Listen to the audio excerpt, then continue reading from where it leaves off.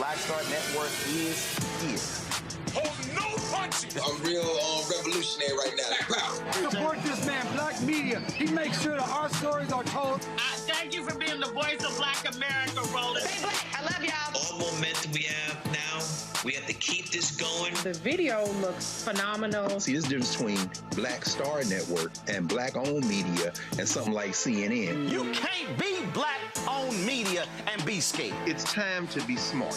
Bring your eyeballs home. You dig?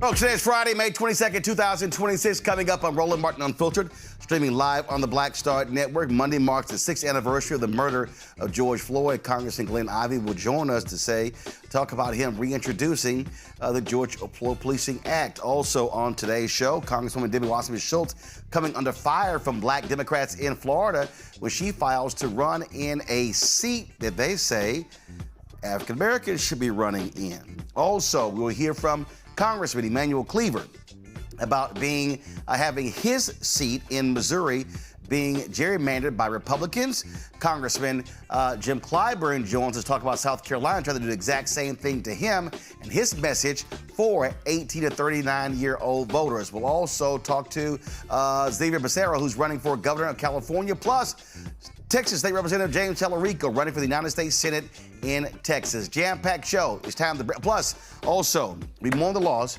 of Rob Bass, who passed away today at the age of 59. Folks, it's time to bring the funk. I'm Roland Martin Unfiltered on the Black Star Network. Let's go.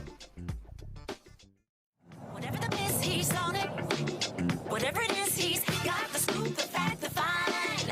And when it breaks, he's right on time and it's rolling. Best believe he's knowing.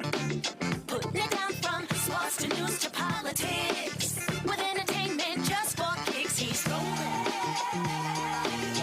It's on go, y'all. It's Roland Martin, yeah. Rolling with Roland now. He's funk, he's fresh, he's real, the best, you know he's Roland Martin now.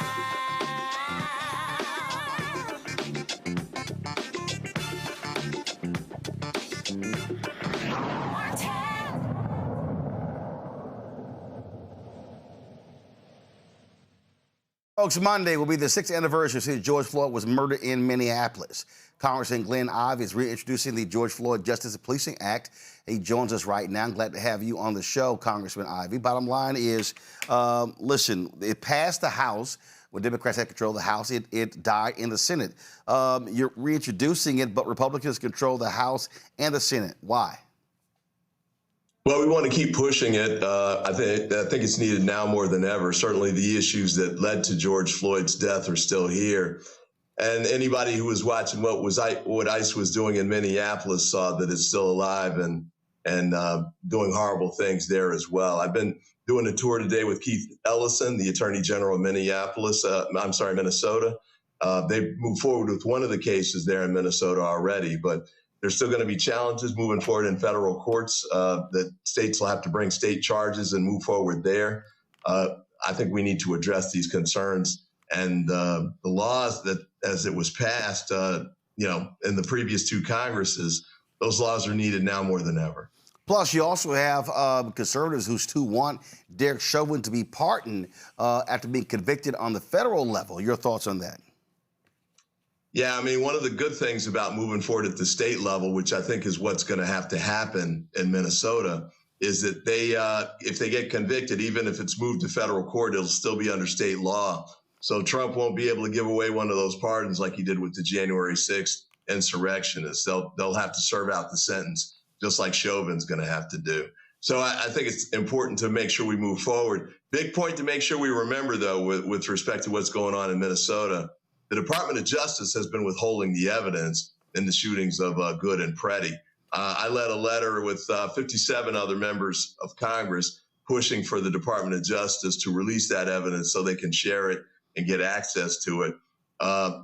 Keith Ellison and the DA in one of the neighboring counties was able to move forward in a different case, but not in these two so far. So they need to turn the evidence over and get out of the way if they're not going to do something themselves. Is this also to further force the Republicans to be on record in their opposition to this? Yeah, I think it's important to make sure that they are continuing to be pressed on these issues, especially, in the version of it now that's come forward with the ICE excessive force cases. And the Border Patrol has been terrible, too.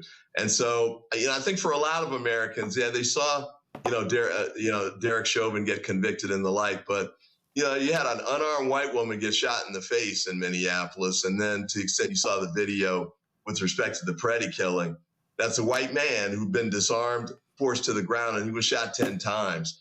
I think that for a lot of white Americans, that was an eye-opener. And so, let's make sure the Republicans are on record with respect to this and the position they're taking here, but also across the board with ICE, which also needs a total revamp, by the way. We need to keep pushing on that, too. Are you hopeful that this will come up before the November of the election? The speaker's going to try and block it for sure. They've been trying to block many things. The War Powers Act they had to take down because they were afraid to lose that yesterday. So we'll keep pushing on that front. And there's this something called a discharge petition where if you get a majority of members of the House, you can bring it to the floor even if the speaker's trying to block it. That's how we got the Epstein files legislation that forced the release there, or at least forced the beginning of the release of those documents because they're still dragging their feet there. But, we're going to use every opportunity, every tool, and every platform that we can to move this forward and keep fighting this fight because it hasn't gone away. It's still a huge problem here in the United States, across the country, and we're going to make sure we keep it on the front burner. Well, and obviously the issue that you have here is that you will need some Republicans to join you on the discharge petition. Yeah, absolutely. And, what's going to happen, I think, is, Trump's been trying to hold the Republicans and make them toe the line, but they're starting to read the writing on the wall. His numbers are in the tank, 50 to 60 points underwater for some of these polls that I've seen, including Fox polls. And so the Republicans that were running for re-election, and they're all running for re-election in the House, are going to have to make a decision about whether they're going to step away from Trump and distance themselves from what he's been doing, or if they're going to stay with him and go down. Either way, I think it's going to be beneficial. We'd like to get them to move now, not just on this issue, but on other affordability issues, like getting us out of the war, for example, start bringing gas prices down, ending those tariffs so grocery prices will go down. We're going to force them to work on those too, healthcare coverage and the like. But we'll keep pushing, and we'll get it now or later. But sooner or later, it's going to have to happen. Absolutely. All right, then, Congressman Glen Ivey, certainly appreciate it. Thanks a lot. Thanks for having me. Look at my panel. Joining us right now, Candace Kelly, legal analyst and host Takeaway with Candace Kelly, South Orange, New Jersey. Matt Manning, civil rights attorney out of Corpus Christi. Michael Imhotep, host African History Network show out of Detroit. Candace, I'll start with you. Look, the reality is Republicans they don't care about this issue. They don't care about, they've been lifting up Derek Chauvin. But I do think it's important to press to keep them on the defense and to force them to be on the record on these issues. Yeah, I think ultimately what we're looking at is making sure that this is kept alive so that people just don't forget about it, because it is easily forgotten. As you said, the Republicans are not thinking about it, but they're going to have to get over this qualified immunity. They're going to have to get over this whole idea of what happens to civil rights cases. And that's still going to be the biggest block in all of this. Ultimately, this is a federal issue in terms of this particular law. And what's important to really think about is what's going on in the states, what's going on when it comes to no-knock warrants. There has been some progress. A lot of that has been rolled back, but still, we are looking at what the states have and the power that they have and what they can carry out. So two different things that we're looking at, federal and state level, slightly more progress on the state level, but at least, as you said, we are keeping this idea alive that things are not good on the streets for African Americans, whether you're a man, whether you're a woman. Coupled with that, DE rights kind of rolled back. All of this is something that Trump has in his executive orders taken away. So a lot to look at, but certainly not a lot of progress that we're going to see anytime soon. And of course, it's not like Trump gives a damn. He wants to offer immunity to any cop. And so I don't see any movement whatsoever on this, Matt. I see that there's a glaring contradiction time you try to create a nearly $2 billion weaponization fund for the people who are, I guess, your sycophants who have allegedly been, targeted by federal law enforcement. I mean, that's the thing that I think is so dishonest intellectually that you see from the Republicans and from Mr. Trump in particular, is where they want to be pro-law enforcement, they think they're victims of law enforcement. But we're demonstrated evidence that there's a certain class of people who are victims of law enforcement, and you do nothing to remedy that, then it's clear that you don't care about those people. And that's what this shows, especially because there are places like Colorado that has actually legislated where it's gotten rid of qualified immunity. Obviously, as Candace said, this is a federal law, not a state law. But the point is there is a precedent for it and necessity for it, because we obviously have seen that there have been a myriad and there's been enough, situations where we need to really revisit this issue. So I think you're right. I don't think the Republicans are going to get behind it, but I think it's intellectually dishonest when they're talking about the same things fund that he's trying to create. Michael? Not in this form here. What I would do, and we've had this conversation here before on the show, Roland, and with the killing of Alex Preddy and Renee Nicole Good, this gives more fuel to the fire. Personally, I would rename the bill the Law and Order, Justice and Policing Act, and tell Republicans, okay, so you want law and order? Okay. Here's the Law and Order, Justice and Policing Act. And also, I would bring in the Fraternal Order Police. Why? Because the Fraternal Order Police supported the George Floyd Justice and Policing Act. And they said that it protected police officers, but it also protected citizens. And I would cite the evidence from the database called Fatal Force from the Washington Post that shows each year approximately 50% of the people shot and killed by police are white people. Okay, so I say, okay, I would bring in white crying mothers whose children, whose loved ones were shot and killed by police, whether they were armed or unarmed. I would have a massive force behind this, and even if you got to break this bill up into say 2 or 3 bills, I would take that approach. Yes, African Americans are disproportionately shot and killed unarmed, but the data is in your favor. And it shows 50% of the people shot and killed are white people. So I would hit this from different sides and try to force this through and get Republicans on record and say you're gonna vote against the Fraternal Order Police and the International Association of Police Chiefs, who both signed onto this bill, and let the chips fall where they may. Well, we'll certainly see. Quick break. We come back. We'll talk about Alabama being in court, trying to defend their congressional maps. We'll talk about that. Also, Congresswoman Debbie Wasserman Schultz ticking off black Democrats after she announced today she's running in a congressional district and not the one that she previously represented after the maps there were changed. You're watching Roland Martin Unfiltered on the Black Star Network. Been trying to erase black political power since Reconstruction. Now the Supreme Court is helping them finish the job. First came Shelby County versus Holder in 2013, the ruling that gutted the Voting Rights Act. Then came Brnovich in 2021, another ruling, another piece torn away. Now comes Calais, the case civil rights leaders warned could cripple the last major federal protection against racial vote dilution, and within days, Tennessee eliminated its only majority black congressional district. Louisiana. South Carolina, Alabama. The same strategy is spreading across the South. The old Jim Crow used poll taxes and literacy tests. The new Jim Crow uses gerrymandered maps, voter roll purges, polling place closures, and court rulings that make black communities politically invisible. 1965 was Freedom Summer. This is Freedom Summer 2.0, because they are still trying to erase black political power, and we will not bow.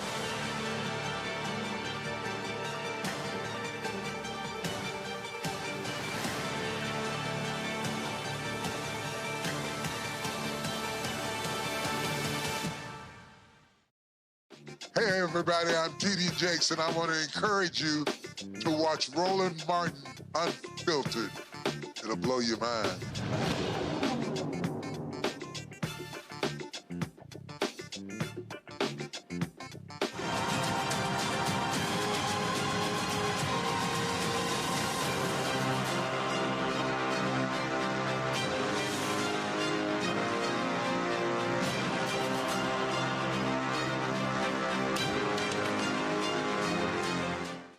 Alabama back in federal court after Republicans moved to revive a congressional map, the same map that judges had already ruled unconstitutional for discriminating against black voters. A three-judge panel heard arguments today based on the long-running Allen versus Milligan case. The judges will decide whether the state can move forward with special congressional primaries under those disputed district lines come this August. The hearing comes after the Supreme Court's decision in the Louisiana versus Calais case, which completely gutted the Voting Rights Act protections in, first of all, in Segment 4. Now, civil rights groups are speaking up about the congressional map that Alabama federal courts use to weaken black voting power. The plaintiffs are asking judges to keep the current court-approved map and protect the votes already cast in this year's election. That map is for 2 black members of Congress. That current map, again, allows Alabama to elect Congresswoman Terry Sewell, Congressman Shamari Figures. Of course, 2 seats for the first time in history. Republicans want to go back to 1, but they really want to wipe out even Congresswoman Terry Sewell's district. I was communicating with, in this one chat with Evan Milligan, who is, of course, the Milligan in that case. He talked about how the lawyers are just running circles around them. The problem is that this Supreme Court doesn't give a damn. The Supreme Court is, frankly, I call it the extreme court. They're doing the work of Republicans, and they're allowing them to move forward. And it is as if they don't even care about facts, don't care about precedent, don't care about the law. They're choosing to create their own law. They are judicial activists. And they buy judicial activism from the time, right? I mean, that's what we hear. Don't be judicially active, And I think plaintiffs are saying this is a little different situation. They're saying that the legislature drew the map based on 2023 information, and also it was, drawn race. But I think you hit the nail on the head. That gets to the heart of my analysis. I think the problem is once you have a case like Calais coming down from the highest court in the land, the district court is going to feel it's bound to follow that decision, and it's probably going to buy some of Alabama's arguments that are, saying basically the current map should be, the proposed map should be used. I think that's what's going to happen functionally. Now, whether this is really a different situation, I don't know enough of the evidence every way that it differs, but I'm in court all the time. I'm in front of judges all the time. And frankly, one thing about enough, a lot of times judges are reticent to do what they think is stepping out on a limb. So if they think the Supreme Court has spoken, and if the judge is disinclined to go with the plaintiffs, this allows the judge to say, well, the Supreme Court resolved this issue. I no longer need to hear it. And I see that happen every day in cases that, you'll never learn about, right? They don't hit the public airways. But in a case like this, I suspect what will happen is the district court will do exactly that. They'll bind to Alabama's arguments, or at least listen to them more substantially in the wake of Calais. And I think that's a problem, especially to be able to distinguish it like this as the plaintiffs are arguing. Candace, well, I hope this district court, who ruled before, rules in favor of these plaintiffs and tells the Supreme Court, y'all are wrong. Well, precedent is often overturned. And that's how it happens. But it does happen when the culture shifts. It does happen when people speak up. It does happen when you come to court with the right legal arguments. And it also happens when the judges use their discretion in the way that they should, which is rightfully and forcefully in correspondence with whatever the Constitution says. But as you said, They don't care at this point. And as Matt said, you know what? They have an easy out. We have an easy out because we're just going to defer to Calais and what happened with the United States Supreme Court already. So it's kind of like this block that we're in. And until these attorneys can come up with the right specific argument to talk about these maps in a legally reasonable way that is sound, you know, that's the only way you're going to do it. But then again, you add the discretion of a judge, you add the political disposition of a judge, and you add the Supreme Court, which is, as we know, Republican leaning, and you kind of are at a dead end. But this is why you keep it going. You keep it going until you have the right case and the right time in order to have the change in the justice system in terms of what precedent says. We know that the Supreme Court takes cases according to what's going on in the algorithm and the culture, what is important to them. And this is what happens to be important to them at the time. And that was deciding Calais the way that it was. I think for my lifetime, I am going to see these judges act in this way unless something extreme happens, but we still keep it alive because, as you said, judges can overturn precedent. Michael? Yeah, Roland, you know, hopefully they're successful here. I'm not sure about that, but you know, this just, you know, you just have to take a step back and say, well, if the black vote doesn't matter, if black political power is irrelevant, why are these people working so hard to break up black districts? Why are they working so hard to reduce the power of the black vote? You know, once again, they keep showing us that they fear the black vote more than we value it. And this ties directly into the fear of 2043, when white people will no longer be a majority population in this country. And they want to control the courts. They're restructuring the voting districts as well to prepare for that and nullify black political power as well as Latino political power. Well, it is going to be an absolute battle, and trust me, it is going to continue. Let's talk about what's happening in Florida, where, man, it's getting real ugly there. So Congresswoman Debbie Wasserman Schultz, a longtime member of Congress, former chair of the Democratic National Committee, announced today that she is running for a congressional seat in the 20th Congressional District. This was the video that she dropped today. I've fought for the people of Broward County my whole adult life. You've always been able to count on me to deliver results for our community. Debbie knows how to deliver results. If you know Debbie Wasserman Schultz, you know that Debbie does not back down from a fight. She is a person that is for all people. Debbie's always been there to fight for us, to stand up against all forms of hate, and make sure we're best represented in Congress. And I waged these battles when our values were on the line, all while raising a family, beating cancer, and answering President Obama's call to lead our party. Debbie has for many years been a strong ally of the LGBTQ community and the Hispanic communities. Debbie has walked the walk. She's able to get things done.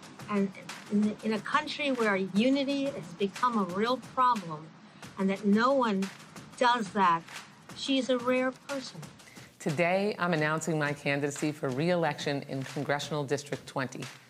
Because we cannot let Trump destroy Broward County's power. Having somebody with that experience right now in this turbulent times is so important. Republicans couldn't care less about lowering your health care, gas, or grocery bills. But I'll use all my seniority and clout in Washington to continue to make our lives more affordable and make Broward a safer, less expensive place to live, raise a family, and retire. Some people do a lot of talking.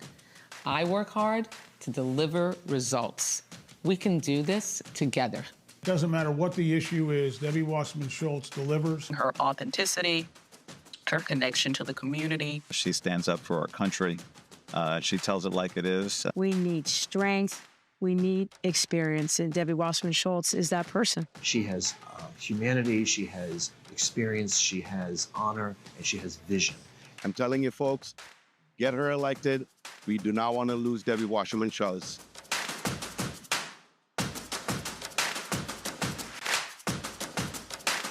Okay, so here's the problem, okay? Her district was eliminated when the Republicans gerrymandered the maps, okay? So she's running in a majority black district.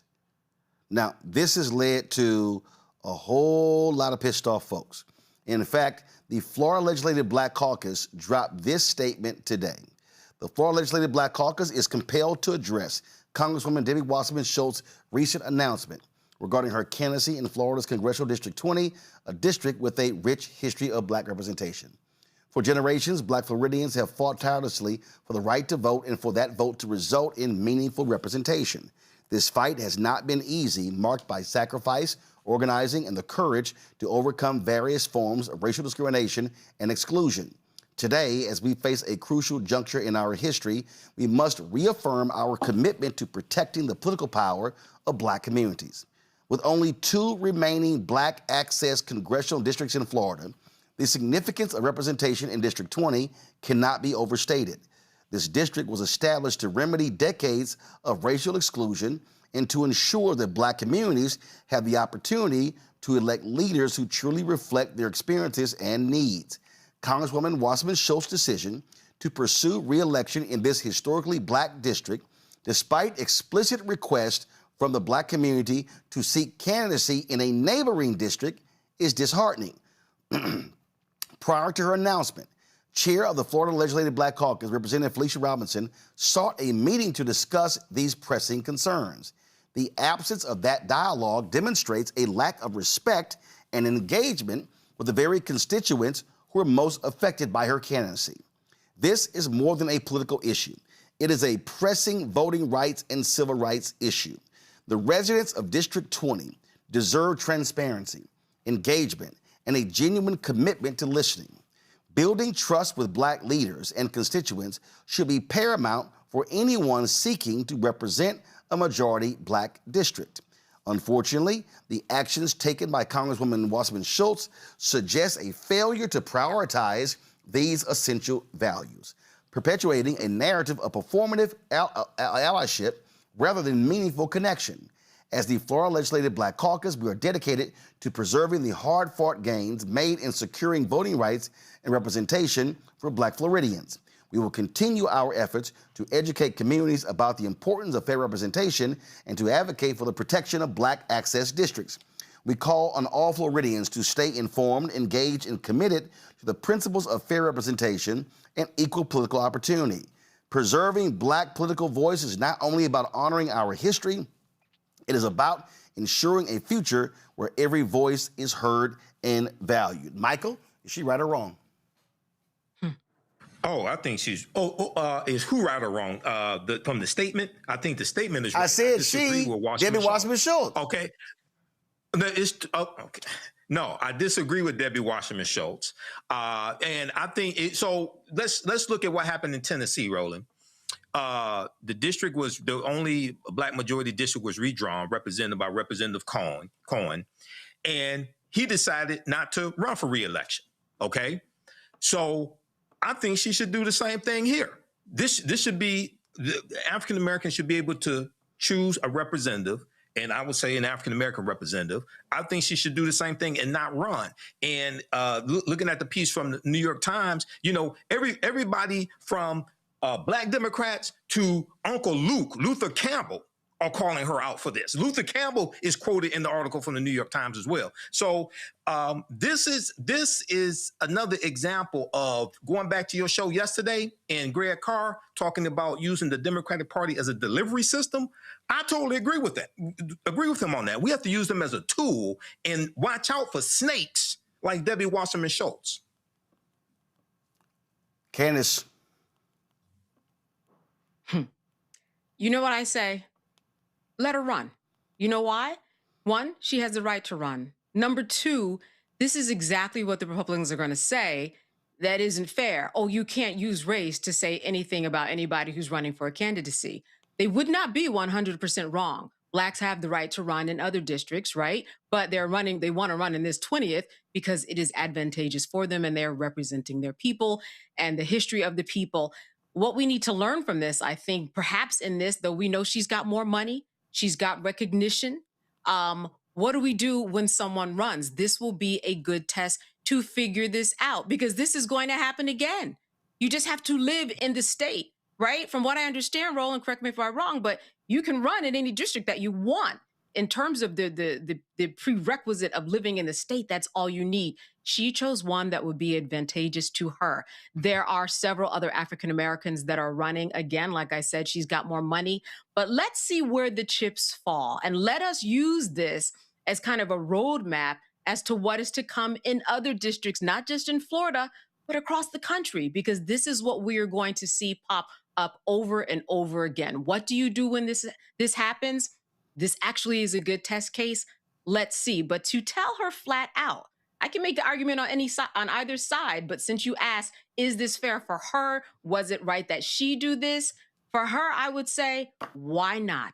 She's not breaking any laws. Let's see the strength that the African American community has to see what we need to do in order to change the tide. We can't just talk about it. We have to be about it in terms of how this actually carries out. And what we do is going to make the difference, and other people are going to be watching this district.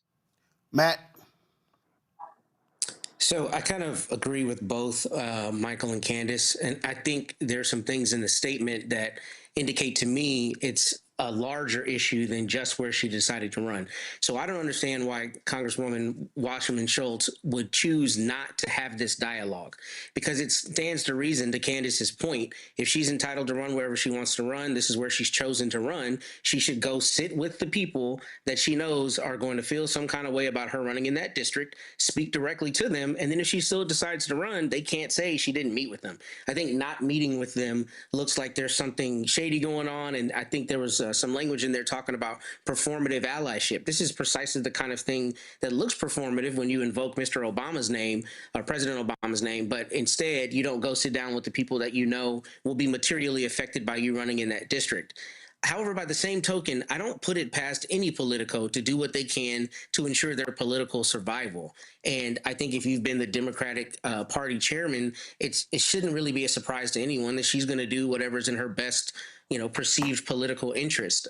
Whether she should do that, whether that's the correct thing, I guess, in terms of relationships and in terms of her time there in Florida politics, is a different strategic question, but it doesn't surprise me that she chose to do that. I think the umbrage is partially because she ran, but more so because she didn't go sit at the table and look them in their eye and tell them she was going to run.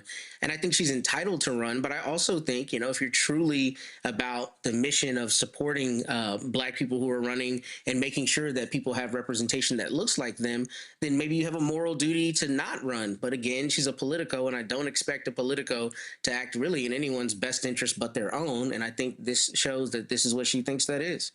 So more than half of the district, Black and Hispanic, although the Democratic, as the New York Times story says, the Democratic electorate, its district is mostly Black. Now, here's also the wrinkle.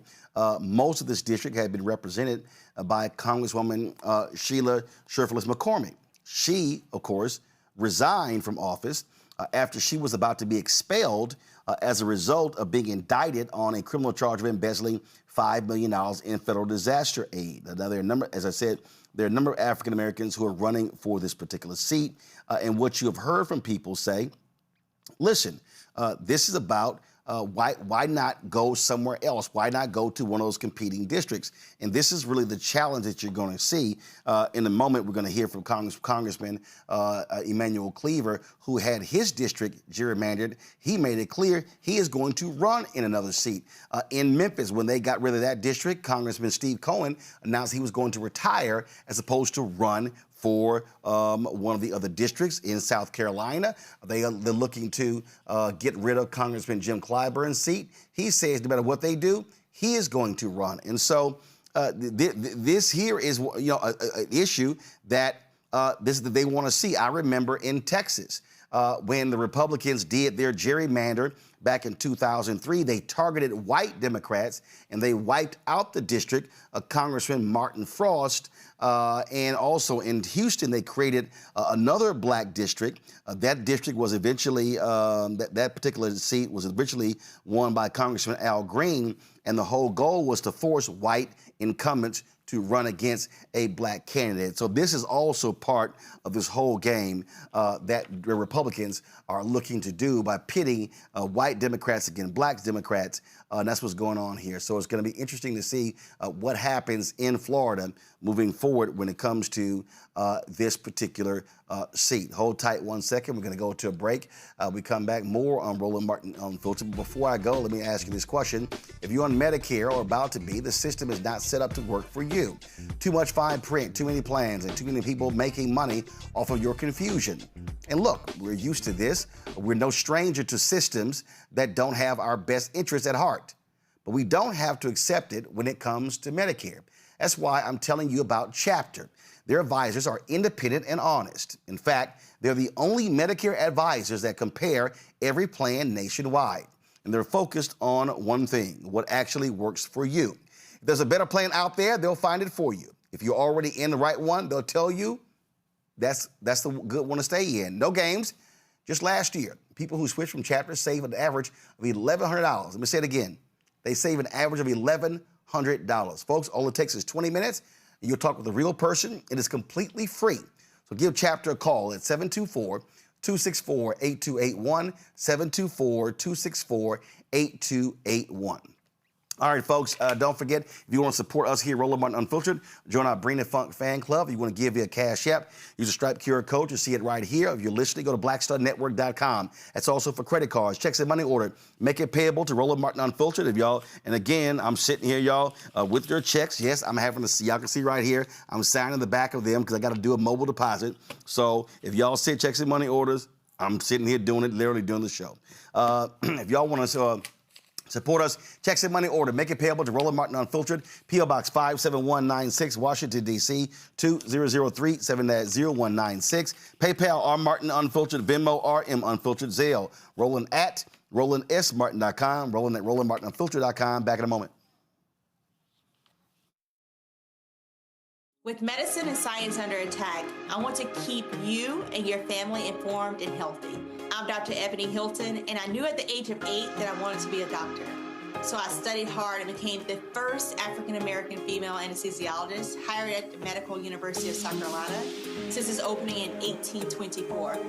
And I always say I was made into a doctor, but I was born to be a mom. And as a new mom, wife, sister, daughter, and friend, I understand how frightening a medical crisis can be. I care for individuals on some of the worst days of their lives, and it's my mission to provide you with a safe space to gain clarity on issues affecting your mind, body, and soul. I recognize that there are health disparities, particularly as it pertains to race, and I want to help bridge the gap between you and your healthcare providers. Join me every Thursday for Second Opinion on the Black Star Network, where each week I'll invite experts from various medical fields to share the latest health news. We'll discuss topics such as the vaccine debate, mental and sexual health, medical bias, infertility, menopause, andropause, nutrition, and aging. Together with my medical colleagues, we aim to provide you with a second opinion. Don't miss it, Thursdays only on the Black Star Network. A decade of love, joy, and power. Black Voters Matter is 10 years old, and we are just getting started. This is love with a purpose. This is Black joy in motion. This is unstoppable power. Across campuses, neighborhoods, and back roads. Let's go! We show up, not just to vote, but to be seen, to be heard, to belong. We ride together, we organize together. We remind each other that our voices matter, because they always have. Black Voters Matter is about more than ballots. It's about housing and healthcare, clean water and living wages, education, reproductive freedom, and dignity. It's about turning pain into action, turning belief into movement, turning community into power. We don't wait to be invited. We bring the energy. We bring the love. We bring the people. Because when Black communities come together, we don't just survive, we thrive. This is how change happens. This is how history moves. We organize, we build, we win. What's up? It's Talib Kweli. I'm CEO. This is the Black Star Network.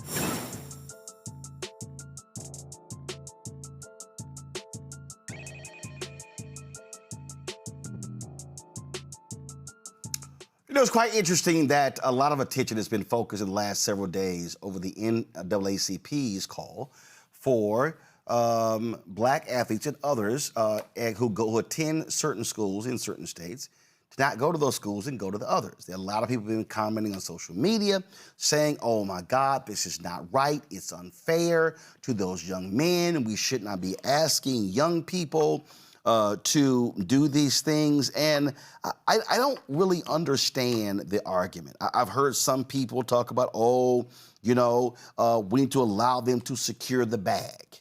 And I get it. I get it when we're talking about millions of dollars. But one of my problems with this secure the bag generation is that, what do you stand for? If it's time to fight for something, what do you fight for? So let me think about the Black Freedom Movement for a second. When I think about the Black Freedom Movement, we got to remind people, it was a lot of 18, 19-year-old people. Many of them who were expelled from colleges, including HBCUs, for joining the Black Freedom Movement. What would the Black Freedom Movement have looked like if folks said to young people, hey, no. Y'all need to stay in college. You need to get your education. Don't want to mess up your future. No, don't do that. Do I need to remind people in Birmingham that all of Dr. King's advisors were dead set against James Bevel, who was organizing the children from being involved in the movement? But what happened? The adults kept getting arrested and then kept getting arrested. And he was training the young folks. The young folks were clamoring to be involved in the movement. They were at one point climbing out of the windows and trying to escape through the doors out of the schools to go get trained. Then finally, Dr. King gave Bevel the nod and said, release the children. And it was when the children began to march and protest, and they sicked dogs on them, and they sicked fire hoses on them, and the world saw that. That's when people said, we got to do something. And then what happened? Voting Rights Act, Civil Rights Act. Those things actually happened. I think about the brother a few years ago, Mississippi State, who said, I ain't playing under that flag. I ain't doing it in Mississippi. Y'all, 10 days after that brother made that statement, you know what happened? They changed that flag. When I think about the folk who talk about secure the bag, it reminds me of a story that a woman told me. Her name was Carolyn Hunter. So what happened was, Carolyn Hunter, recent college graduate, she was a chemistry major, had gotten her a nice job at Polaroid. Well, one day there was a brother named Ken Williams, and Ken Williams was walking through the lobby, and he saw this photo book that Polaroid was selling. And it essentially was like a passport. But that passbook is what the racists in South Africa were forcing black folk to have to carry, and they could demand your papers on any notice. So Ken Williams saw that, and Ken Williams said, wait a minute, whoa, we're selling that? And so Ken Williams began to talk about that. Ken Williams began to raise a stink in Polaroid. But Polaroid didn't particularly like that. So Ken began to talk to other black employees, and they said, this is not right. This is not fair. This is 1970. So what happened was, that's Carolyn Hunter, recent college graduate. She said, you know what? Ken's right. So they began to protest the issue. They end up losing their job. Do you know what that created? Go to my iPad. That created what is known as the Polaroid Revolutionary Workers Movement. Do y'all know that, and we know this because Ron Dellums, when Mandela died, was on my TV One show, and the CBC wasn't aware of this divestment, of this issue. It was the Polaroid Revolutionary Workers Movement, y'all, that actually created the divestment campaign against South Africa. I was in New York City, this was 2009, and I was up late watching PBS, and I saw this story. And I'm looking at the picture, and I went, damn, that woman looked familiar. So I text this other sister, and I said, is that your mama? Unbeknownst to me, when I went to Martha's Vineyard, I actually stayed at the home of Carolyn Hunter. Carolyn Hunter later married Ken Williams. It was a golf tournament at Martha's Vineyard. Charles Ogletree had me come play in that was named after Ken Williams. Why am I saying this? Because it was young. Carolyn Hunter was a young woman who put her career on the line, and it wasn't about securing the bag. She cared about something bigger. What I think people are losing in this whole argument is that many of the players that NAACP is talking about are also being recruited by USC, UCLA, Big Ten schools, other schools across the country. So they're not saying don't play. They're saying don't play for these particular schools. And these are the schools. The NAACP, in their Out of Bounds campaign, they are targeting public universities in Alabama, Florida, Georgia, Louisiana, Mississippi, South Carolina, Tennessee, and Texas. That's the schools they're targeting, those state schools.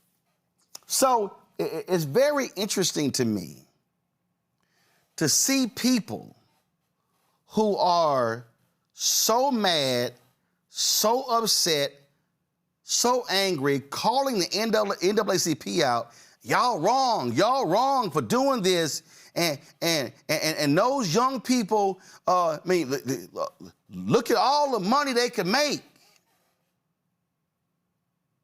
So is that what we've reduced this to? We've reduced the fight for civil rights and voting rights and equal protection to what a handful of black people can earn. That tells me all I need to know about where this generation stands when it comes to fighting on behalf of black people. Let my panel get to weigh in. I'll start with you, Candace. Yeah, you know, being economically sound and securing the bag really is just an illusion. I mean, you're still going to get stopped by the police. The Supreme Court is still going to gut the Voting Rights Act. It just means that when you're a plaintiff in your case to try to change the law, you're going to be able to wear a better suit. You will look better. When we think of Althea Gibson, Muhammad Ali, Bill Russell, I mean, so many people, they made and stood their ground to make a difference that they knew would happen because of those who came before them. It doesn't matter the age. And like you said, we're not saying don't go to school, but choose wisely and know that you have the power in order to do what you can do, and know that in that $20 billion industry, when you talk about, you know, college sports, it goes a long way when you talk with your money. That's how people listen. That is the one of the great equalizers in terms of being recognized and how people see you in this world. And if they're going to secure the bag, secure it at the right school. That's all folks are saying. Just secure it at the right school. You have the right, you have your own power and volition to make a better decision than the one that you were going to make at the school that, doesn't support the cause. And people at that age also need to understand and recognize their power. I think that we treat young people like they're young, but like you said, the people that came before us, they were very young. This documentary, the mighty movement. Anyway, folks can Google it, but it talks about the Children's March. It talks about the children involved in the civil rights era. Powerful, powerful, powerful. Age is nothing but a number. And in terms of the numbers, in terms of securing those bags too, nothing but a number too. The Supreme Court's going to work the way that they want unless people stand up. Michael? Roland, I'm glad you brought this up because I did a video a couple of nights ago about this. And I think the same problem with this and people commenting on social media, making these insane comments, is the same problem that we had with the Target boycott. People don't read shit. I don't think people actually read the press release from the NAACP because when you read the press release, it actually encourages these athletes to consider going to HBCUs and playing for HBCUs. It doesn't tell them don't play at all, okay? And it also calls on fans, alumni, donors, consumers, etc., to redirect dollars to HBCUs, purchase tickets for HBCU games, support HBCUs, etc. So this is a form of economic withdrawal, okay? And too many of our people have gotten too comfortable. Let's just tell the truth. Too many of our people have gotten too comfortable, don't really understand sacrifice, haven't studied the civil rights movement, okay? Because when we look at economic boycotts, not just the Montgomery bus boycott, but we look at boycotts in Birmingham, Alabama. We look at Gomillion versus Lightfoot and the boycotts at Tuskegee, Alabama. We realized that we had to redirect our dollars somewhere else also. And there was some sacrifice involved. So if people actually read the entire NAACP press release, I think they'll get a totally different impression than what's circulating on social media. But once again, this is why you have to read, but this is something very powerful. This is something we should all participate in, and we should have done something like this to get behind Colin Kaepernick. We should have stopped watching NFL games, stop purchasing the jerseys, stop purchasing the tickets, okay? And leveraged our economics to enforce our political agenda. This is exactly what the NAACP is talking about here. How you can have Negroes when we are being politically lynched. How you can have Negroes want to sacrifice short-term gain for long-term freedom. I don't understand something like that. The thing for me, Matt, is this here.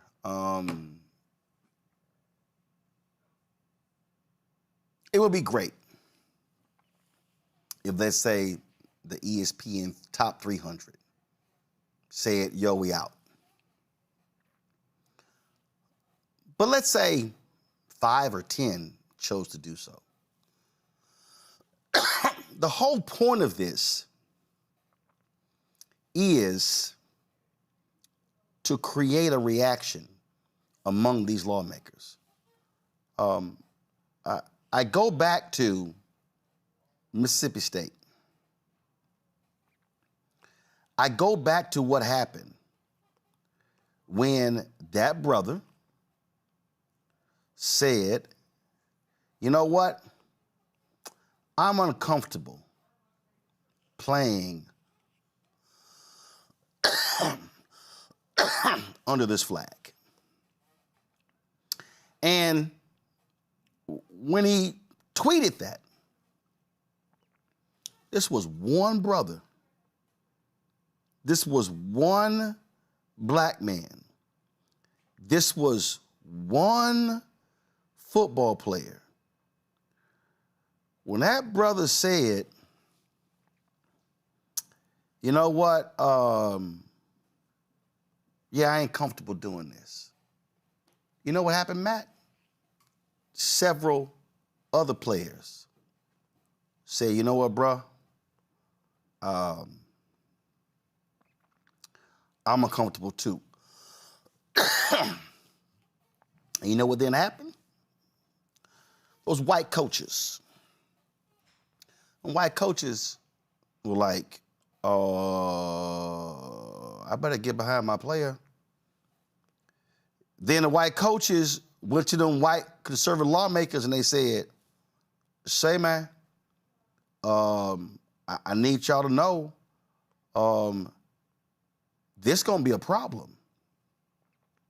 Because the white coaches saw what was down the line. The white coaches saw that if one black ball player caused 5 or 6 others to say, no, we ain't playing underneath that flag, they were not gonna be able to recruit black ball players. Matt, in 10 days, I need people watching and listening to understand the NAACP for decades had been trying to get that Confederate emblem off of the Mississippi state flag. The NAACP launched boycotts in Mississippi and South Carolina, and they kept the NCAA from holding various championships in those states, meaning that if the South Carolina or the Mississippi State or the Ole Miss softball team, volleyball team, swim team, golf team, or whatever, if they were ineligible from hosting regional events because the NCAA said, we're gonna honor the NAACP boycott. Then white lawmakers are like, yeah, we don't give a damn. But when that black running back said, yeah, I ain't down with this, them white boys changed that flag in 10 days. Tate Reeves was talking trash. We ain't changing nothing. 10 days later, signing that law. So people need to understand that the actions of a few black ball players could actually lead to massive change. I don't understand why people act like that didn't happen, Matt. This is a more nuanced conversation than, short time allows, but I think there's several things that play into this. I don't think you're wrong. I think that's an extraordinary example of how that can cascade and you can have people following suit and you can inspire change. But I think several things. First, I think collegiate athletics at this level is per se exploitative. I've always thought it's problematic that people have any objection to NIL money because they couch it as though there's some kind of loyalty that's owed to these teams. But the University of Texas and Texas A&M University make way more money than any of these individuals ever do, and it's just per se exploitative. I tell you that to say this. I think it shouldn't surprise anyone that within that system, people are acting in their own self-interest. And I think in order for this to work, there are a couple things that haven't been mentioned that have to be considered. The first thing is, I think it would require players en masse to not go to these schools. Because to your point, I mean, you have an upper echelon of students or student athletes who are going to realistically go to the league and whatever, but you have a bunch of others who are not going to. Unless you have people deep in the depth charts not playing at some of those schools, I think those schools are going to still field teams, and it's not going to have the effect unless you have a real mass exodus to some other schools. But one of the things I think has to be addressed is you have to really talk about them going to independent HBCUs. I think they have to go to Howard or Hampton or somewhere that's not PV or Texas Southern, because if you think about it, even sending them to one of those schools still funnels money into the University of Texas system or the Texas A&M system, and then you just move it from one university to another university, but it's still benefiting the same entity that you take umbrage with. So I don't have any issues with what the NAACP is saying. I think it's the right stance. I think there's some necessary nuance to make it even more effective. And on top of that, the final thing that I think mediates this, that is a difficult part of this conversation, is for some of those students, the period of time where they can be a professional athlete is small. So I understand, at least conceptually, how people could have difficulty with saying, look, I don't want to miss my opportunity to go play in the league. I mean, that's a dream for a lot of these kids. It's not realistic for most of them, but for a lot of them, it is a dream. So I get how families would grapple with that part of it, but I think it comes down to the moral question. What is it worth? What is your individual, ascension worth as in respect to your entire people, right? And I think you're right. I think 18, 19-year-olds should be imbued with the sense of responsibility to their people to choose what is best for the people, even more so than themselves. But I also understand that's a very difficult conversation, especially if you have a realistic prospect of playing professional sports. And I think that's a tougher conversation than most of us will ever have to have because we aren't in that position. So I think those things make this a more difficult conversation. But I think if they're going to divest and there's a mass exodus to HBCUs, it has to be to independent HBCUs so you're not still enriching the systems that you're railing against. Yeah, but they're very clear in terms of what this is. And they also are not just calling on the athletes as well. What they lay out here is right here. It says, get involved. Athletes and families, take the pledge. Fans and alumni, advocate with your dollars. Support HBCUs, amplify your advocacy. They say that if you withhold your money from these institutions when it comes to games and things along those lines, all of this here. I just think people need to just understand and learn. First of all, as Michael said, actually read so you actually understand what the whole agenda is here. But I do think too many people today are so selfish that everything is about, again, securing the bag. And that, for me, when I look at these responses, and here's the other thing that's if let's just say top 20 players. First of all, 1-2% going to the next level. I mean, we're not talking about a ton of people. You got a pretty good idea who's going to the next level. And the reality is, if you take your talents from Texas A&M, Texas, Alabama, and you choose to go to Ohio State, Michigan, and USC, it really ain't no different than when those same Jim Crow schools didn't recruit black ball players. Where did they go? Syracuse, Michigan, Ohio State, USC. When did Alabama start recruiting black ball players? When Bam Cunningham and USC came down and whooped their ass. And that's when them biggest went, we gonna have to go get us some of them. And they didn't say some of them. They used the N-word. It was them getting their asses whooped by black ball players that caused those racist ass Jim Crow schools to say, yeah, we gonna lose. We're gonna keep losing if we ain't got some of them on our team. So that's what they're saying. And what I'm arguing is that if 3, 4, 5, I'm telling you, that's all it's gonna take. If 3, 4, 5 are top athletes say, I ain't going, let me call the states.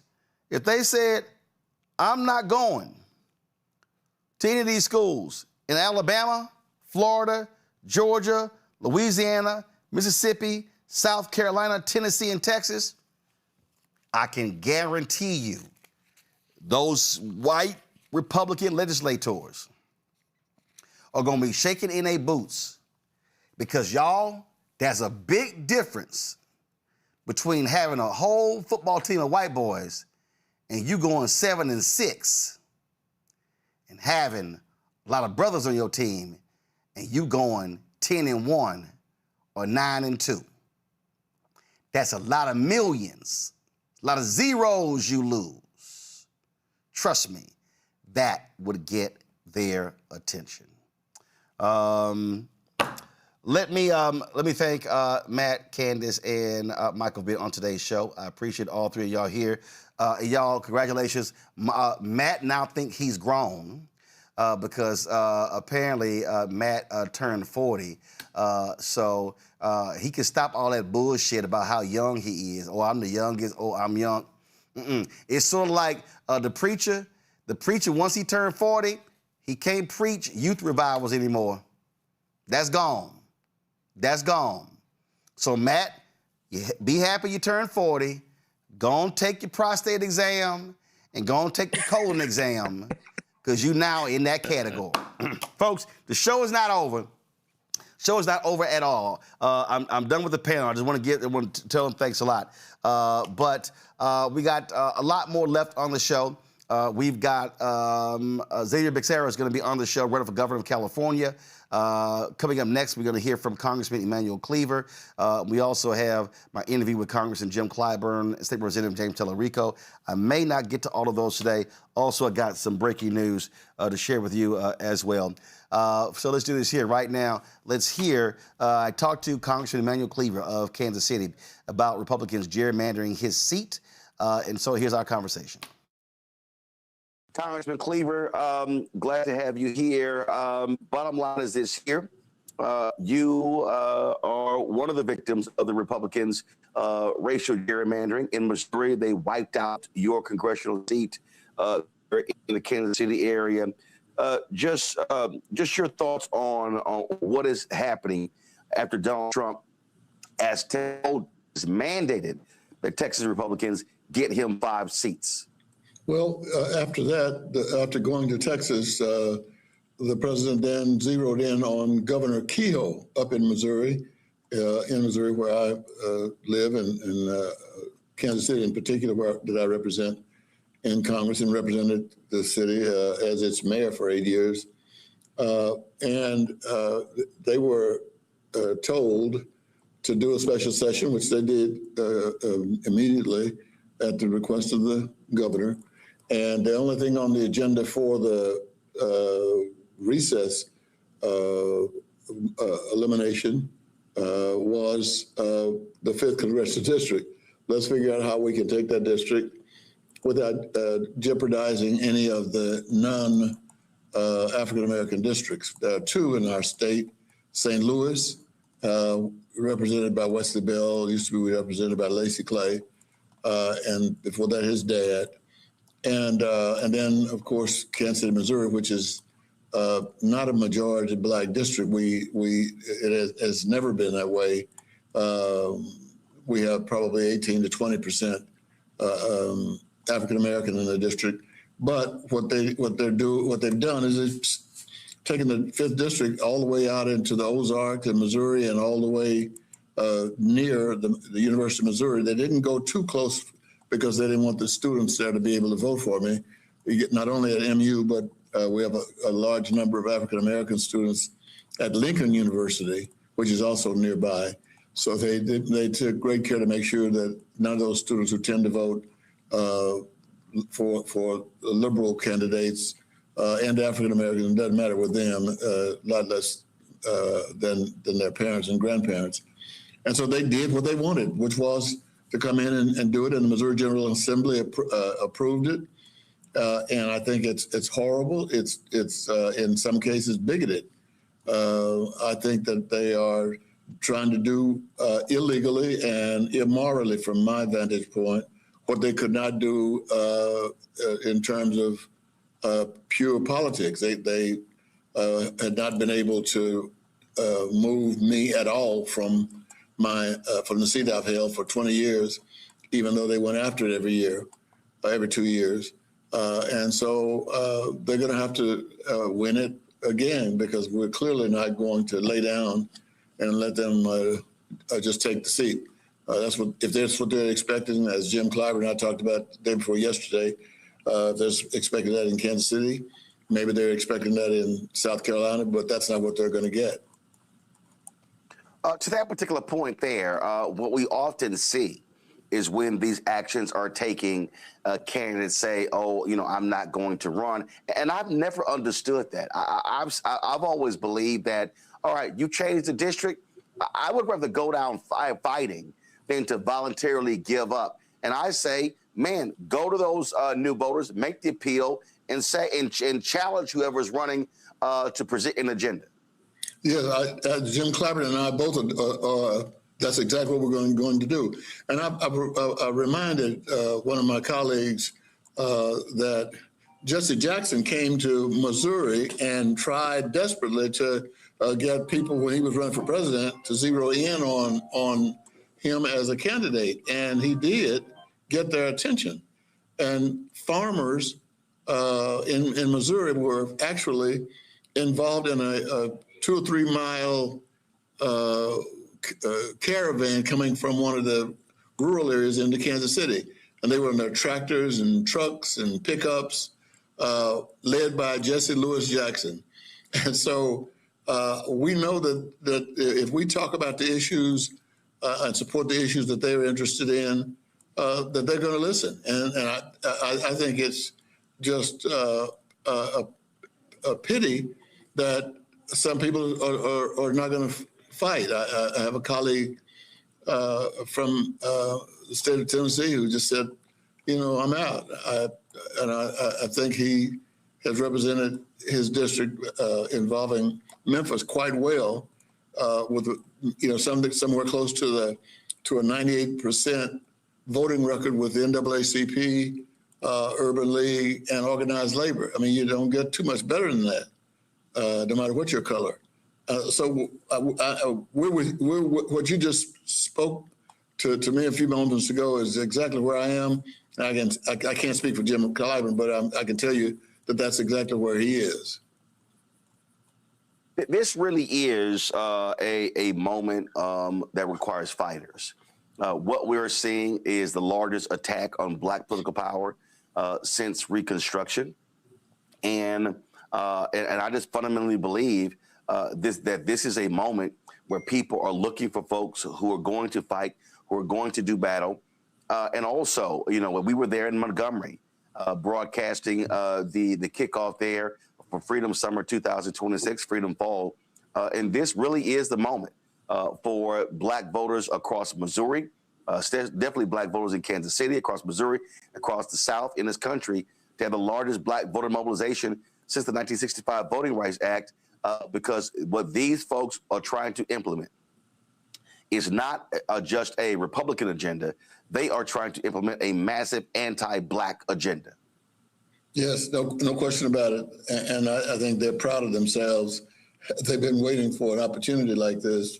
And I think we are going to have, I'm predicting now, one of the largest turnouts in Missouri history. And we may have the same thing in some of the other districts, in Louisiana, South Carolina, very likely in Virginia.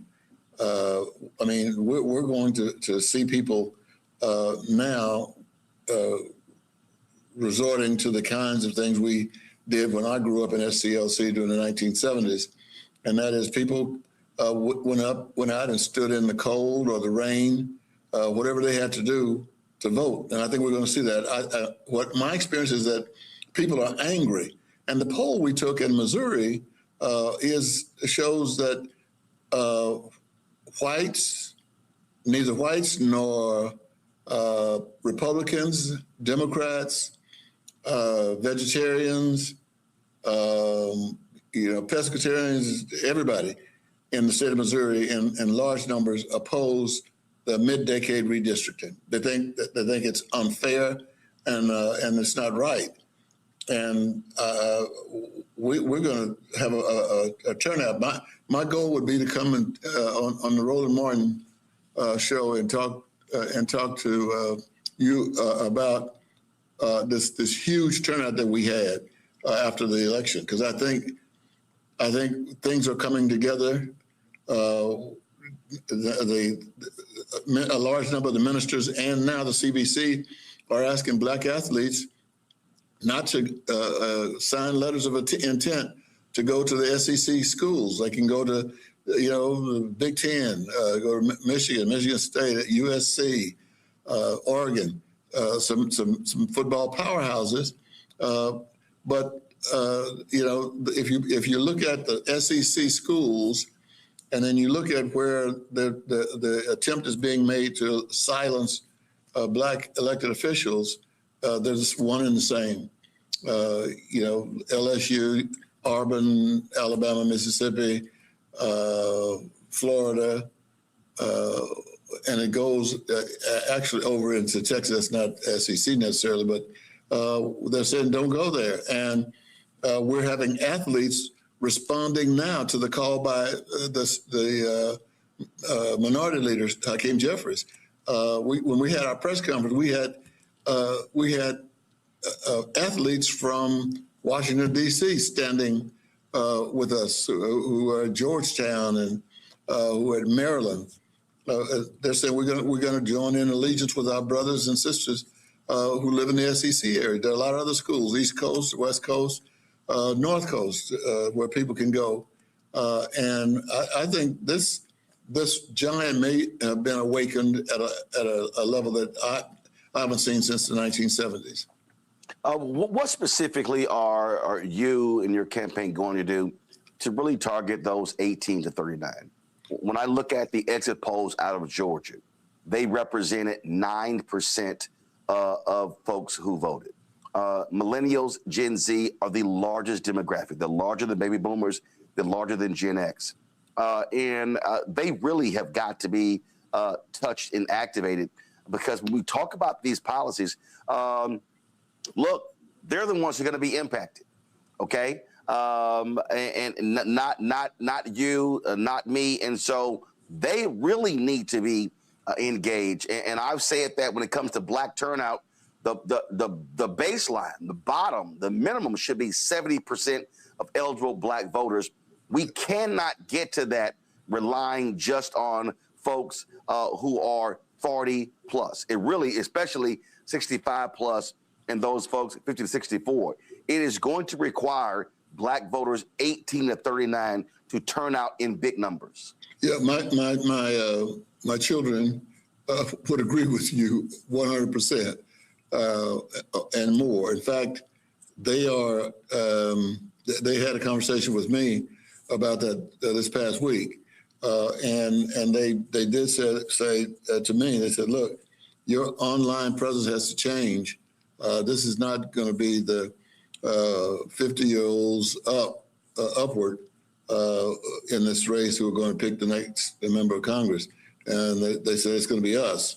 And I think they're absolutely right. And so we're in the process right now of looking at and trying to figure out how to do this at the optimum level. Do online with an online presence? The day is over where you run ads on television. That's just not where they are. My kids don't watch. I do the evening news, or they've not in large numbers watching Meet the Press and the Sunday morning elite talk shows. I mean, they're online. They don't take the newspapers anymore. They get their news from online. And so you're absolutely right. And I've just begun to talk to young people with whom I've been connected, people like you that like Angela Rye, and who has a podcast, and she's telling me the same thing. You need to go elsewhere and campaign, which is what we're getting organized to do right now.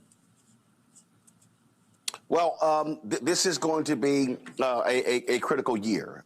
And again, for African Americans, whether we're talking about Missouri, Texas, whether we're talking about, obviously, southern states, we see what they've done to Don Davis's district in North Carolina, obviously Alabama, wiping out the seat in Tennessee, what they're doing in Florida.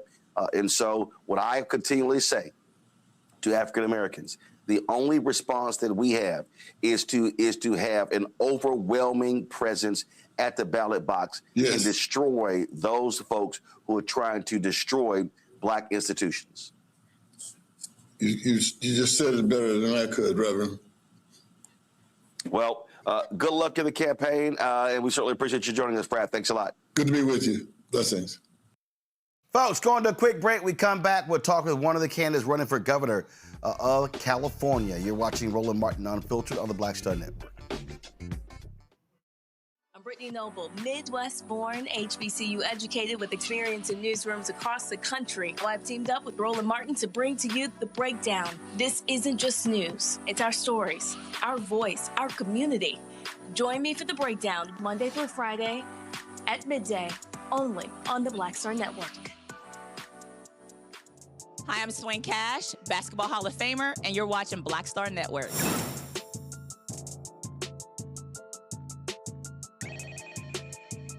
California governor's race seems to be turning into a three-way fight. Latest tracking poll commissioned by the California Democratic Party, conducted from May 14th through 16th, has GOP candidate Steve Hilton and Democratic candidate and former state attorney general and Health and Human Services Secretary Xavier Becerra tied for the lead, each with 22% of the vote. Coming in third is billionaire Tom Steyer at 15%. California has a jungle primary, meaning it's not Republican primary, Democratic primary. It's the top two vote getters. And joining us right now is Xavier Becerra. Glad to have you here on Roland Martin Unfiltered. It has been topsy-turvy. Early on, former Congresswoman Katie Porter was in the lead. Then, of course, you had former Congressman Eric Swalwell. Then all of a sudden, allegations hit him. He has to drop out. A lot of people have been saying there's too many Democrats in the race. More folks should be dropping out. I think Lieutenant Governor also or another candidate dropped out. So it's a whole lot going on. So how do you cut through all of that in order for you to land those top two spots? So, Roland, first, thanks for having me. By the way, X like an H in my case, so Javier. But Javier, gotcha. The way That's you do it is, yeah. And the way you do it is by giving people the confidence that you actually know what you're going to do, because with all the crises that we're facing, whether it's the affordability crises that everyone's facing back home, or it's the man-made crises coming out of Washington, D.C., you want someone who won't need training wheels the moment they walk into the governor's office. And I've had an opportunity, whether it's the former Secretary of Health and Human Services during the COVID pandemic, or as the Attorney General for California when Trump was president the first time, or as a member of Congress for 24 years. I've been there, I've done that, and I can say that I can get us out of crisis. So I think people are hearing that, it sticks, and I think that's why I was able to jump up in the polls and now lead in the polls. Obviously, affordability is the dominant issue in every political race across the country. There are some who say California, it is way too expensive. People are leaving the state. What can you do as governor to address that issue for California voters? Yeah, that's job one, is to address the affordability crisis. So the legislature, fortunately, and our current Governor Newsom, they've worked hard to try to make it easier to build homes in California, to reduce the pressure, the demand, and therefore help reduce the price. That should help housing become more affordable. We have to make sure that we're continuing to provide health care to our population. As you know, Roland, when the Trump administration cut $1 trillion out of the healthcare system by gutting Medicaid, he makes it hard. In California, there are about 3 million Californians who are set to lose their health insurance coverage as a result of Donald Trump. We're not going to go there if I become governor. We're going to continue to provide health care, because it's penny wise, pound foolish to cut people off of having access to a pediatrician or a family doc, because ultimately they're going to get their health care. They're just going to go to the ER, the most expensive place to do health care at the end of the day. So we're going to do the things that keep California moving forward, make it more affordable. If you want to come to California, we want you. If you're already here, we want you to stay. Housing also is a dominant issue as well, and we've seen the prices explode.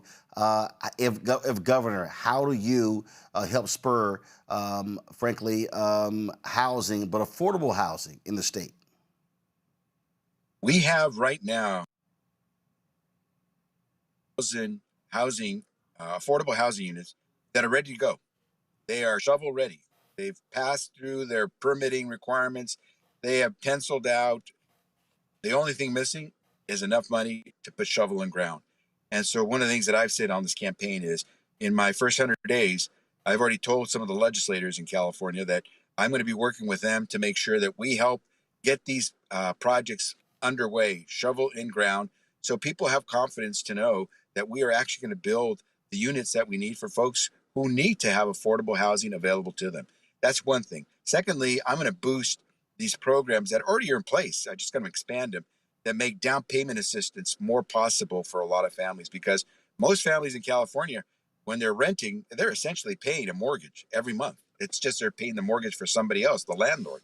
Why not pay it so you can own the place? And so if we can help with down payment assistance, because that's the only thing that most of these families lack, we'll be able to make them homeowners. And the most important thing, as you know about that, is that if you want to ever generate wealth, you need to start owning assets that appreciate in value. And that's typically your home.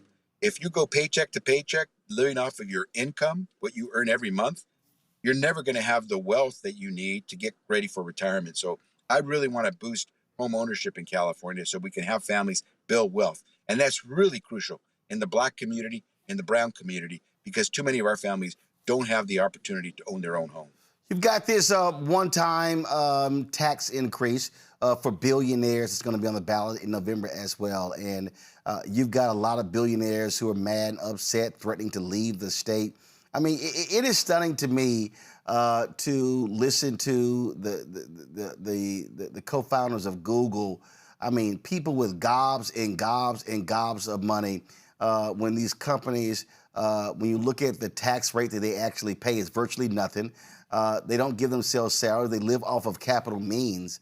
I mean, my God, like you're losing your mind over a 5% one-time tax?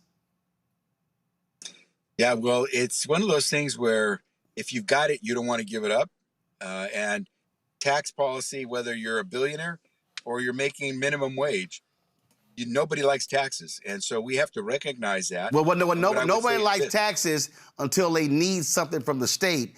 And so when they need roads and bridges and infrastructure, or when there's a natural disaster, it's amazing how they then would love some taxpayer money. Yeah, it's like this conversation where people are saying we should suspend the gas tax. Well, then how are you going to fix the roads and retrofit the bridges and make sure your potholes are filled? You need the revenues to make that happen. And so you're right. If people understand that we pay taxes so we can have an infrastructure in our society. On this billionaire initiative, the difficulty, I think, is that it's a one-time deal.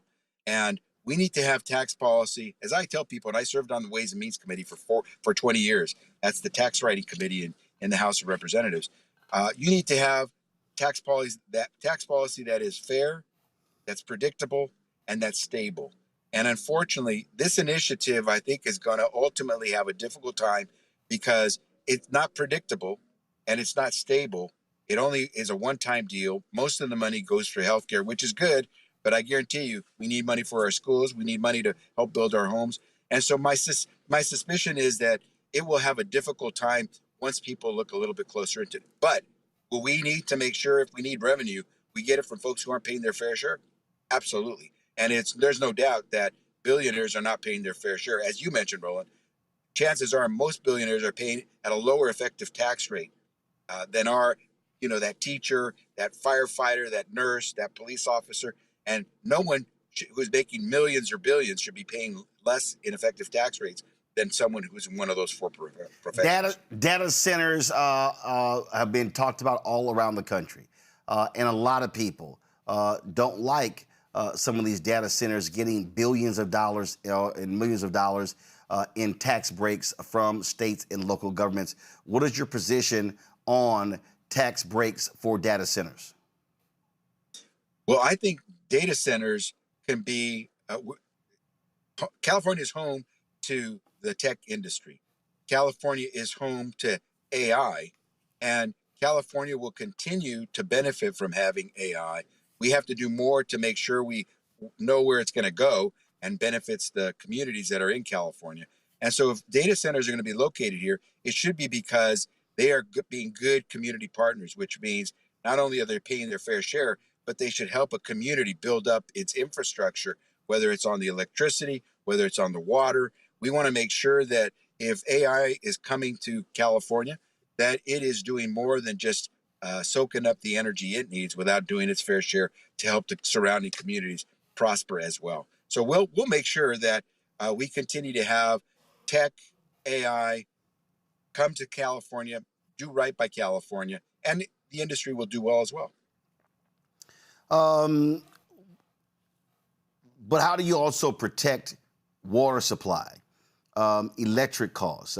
Those a lot have been the criticism we've heard from so many other places where people, there was a congressional hearing the other day, and Congresswoman Alexandria Ocasio-Cortez held up bottles of extremely dirty water that has infected wells in one particular state. Yeah, so that's why I said that if they're going to locate in California, they have to help us with our infrastructure, whether it's on the water side or whether it's on the electricity side. So when they come in, they will understand that they have to be complete and good community partners, which means that we won't have those circumstances where they're leaving dirty water. In fact, they will help us build out our water infrastructure. They will help us build out our grid and our electrical capacity.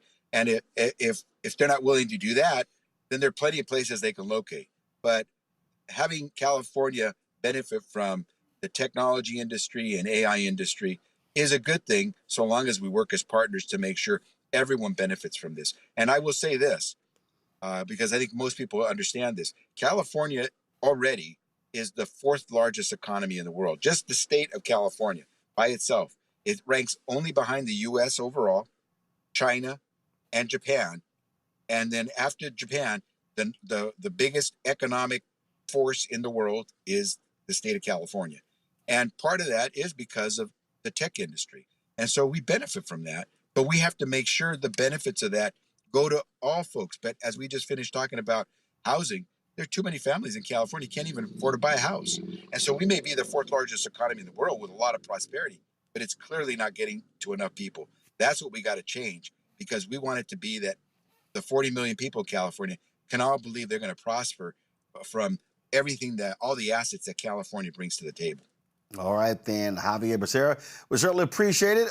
Good luck in this campaign. The primary is June 2nd. June 2nd, coming soon. All right.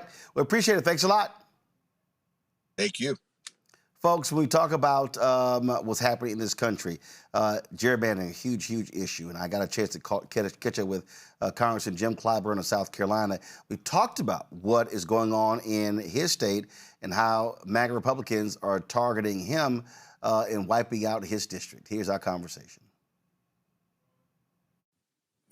Congressman Clyburn, clearly the governor of South Carolina does not control his own state. Initially, Republicans, of course, joined with Democrats in not advancing the changing of the maps there. Then he decided to call a special session. And clearly, he is being controlled by 1600 Pennsylvania Avenue. Well, I was very disappointed with the governor's decision.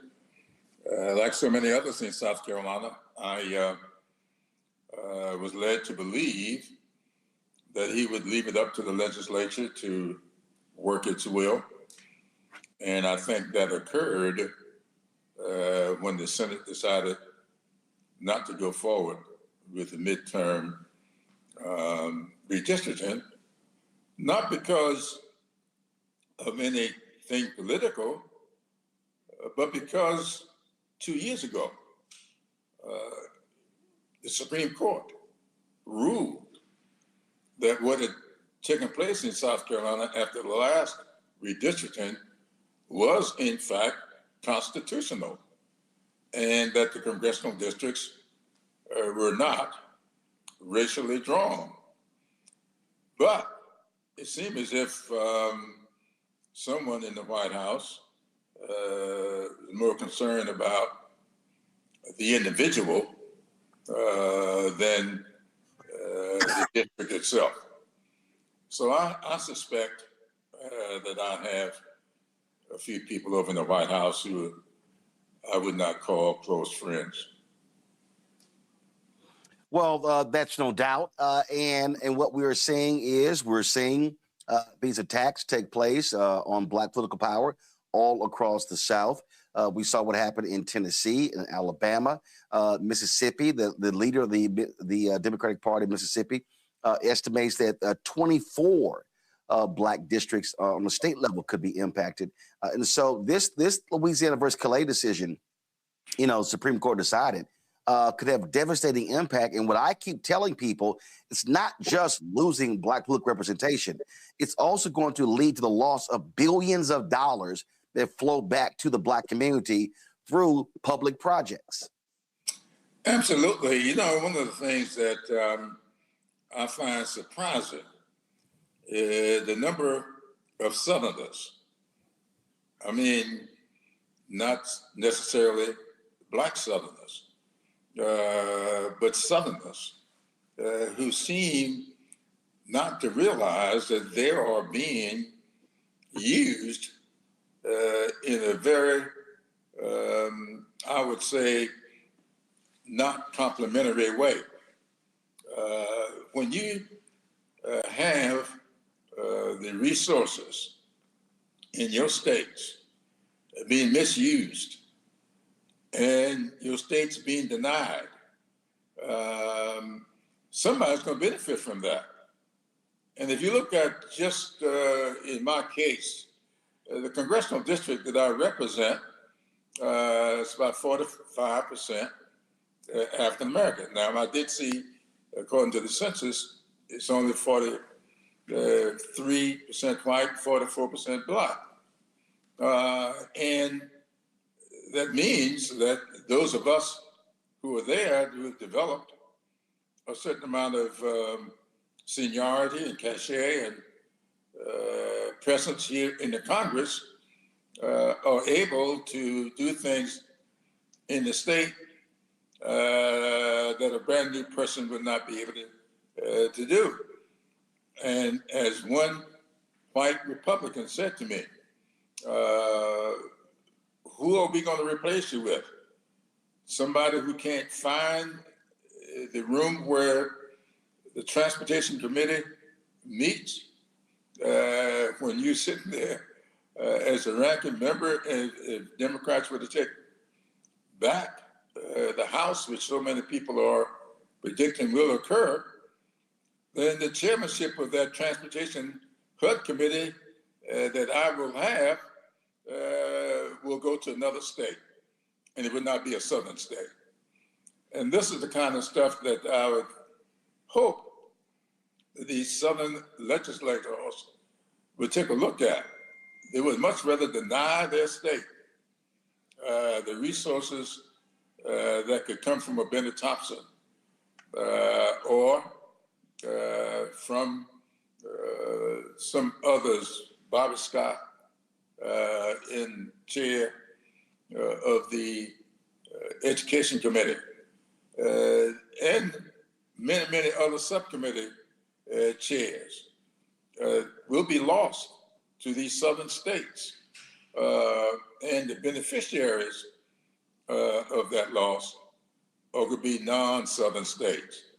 So I just hate to see this leadership of my state being so short-sighted with this. This is something that seemed not to be all that important to them, so long as they can get rid of the color. And that's exactly what this is. I mean, this is the absolute targeting of African Americans. This Supreme Court, what I call this extreme court, they are allowing it. Their decision making, to me, is grossly disrespectful. It goes against their own precedent. In December, they said that it was too late to challenge or too late to impact the elections in Texas because the primary was in March. But Louisiana and Alabama had elections a week away, and they allowed them to make changes. And so, to be honest, it is clear that this extreme court is doing the work of the Republican Party. They are not nonpartisan. They are not independent. And their decision-making, their rulings speak clearly to that. Well, you know, I started saying back when Citizens United was first declared, when that decision came down, I said at the time that this is the kind of decision that was sitting right alongside Dred Scott as being among the worst decisions ever handed down by the Supreme Court. Now, a lot of people look at me like I was crazy. In fact, somebody asked me, how could you equate the two? I said, I'm not doing that in a racial way. I'm saying how bad the decision is. When you make a decision, as you do in Citizens United, and equate a corporation with a human being, what you've just done is dilute the impact of individuals that make up the government. We the people. It's not that we the corporations or the companies. we the people. And so what you've done is lessen the importance and the impact of the people, because the heads of the corporations will get the second bite out of the apple when we the people get only one. And I saw this because if you go into the case and look at what has happened, now you have unlimited contributions coming into campaigns from corporations. And these corporations are really impacting in a big way the result of these elections. And that's what you see when you have the President of the United States says, I oppose this person's reelection. And then all of a sudden, all of this dark money pours in there. Nobody knows where the money is coming from. All of that was allowed by Citizens United.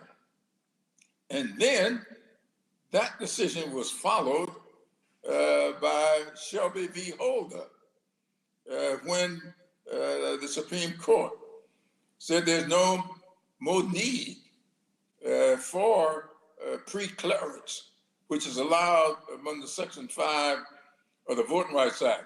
It has outlived its usefulness. And so they got rid of Section 5. Another step on this road to what I call Jim Crow 2.0. Now, when the court issued that, go back and look at what Roberts said.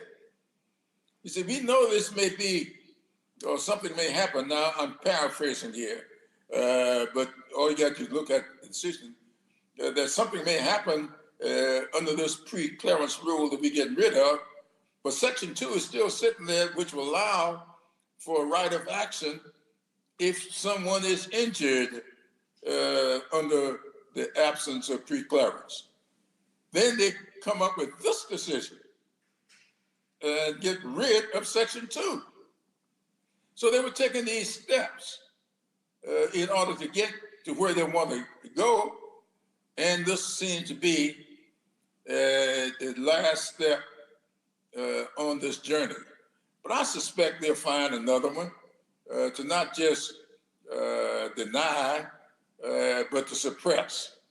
Because there's one thing to make it difficult to be able to vote, but it's something else when you start making decisions to weigh the voting. I can see the Supreme Court getting to a point where one community's vote will weigh more heavily than another community's vote, so long as you do it geographically and don't do it by race.